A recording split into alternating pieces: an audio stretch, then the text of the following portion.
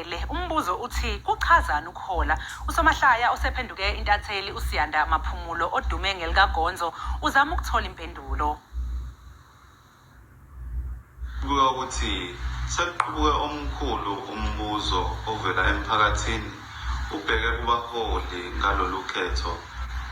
Intatheli yethu ke iyasibhekela lana ke kuward K53 lana esizokhuluma khona nokhansela uGalaza. Ngabe umholi njengoba nivotelwa nje nizoba abaholi, umholi mase ehola uyahola noma akaholi uyahola nje?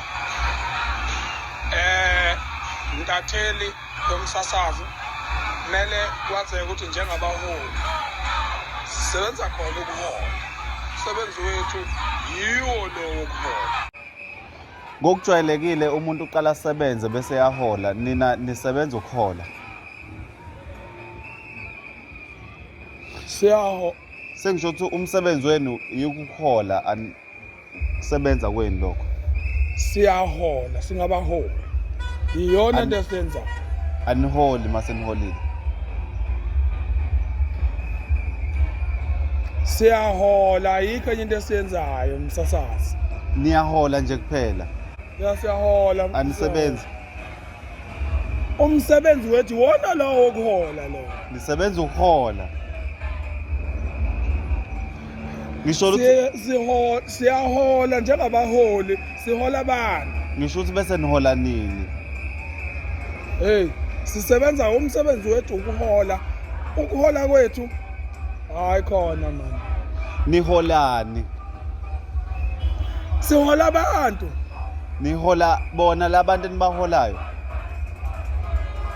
Siyahola. Sihola abantu umsasazi. Hayi mhlawumbe ngizodlulela phambili ngiye komunye ukhansela uKhabazela. Bayabuza abantu la ukuthi ngoba benivotela ningabaholi niyahola yini ngoba nihola nje noma aniholi nihola mahala? Njengoba usushilo njengamakhansela umsebenzi wethu ukuhola. Ingakho sithi abantu mabavote kukhona sizobahola. Ngisakulelo phuzu lokuthi nina mase niholile niholelwa ubani noma niyaziholela ngoba vele nina abaholi anifuni ukuba abaholi abangaholi abaholelwayo. Kuloko okukhulumayo imile into ukuthi nje njoba bezovota kuvotela ukuthi thina sihole.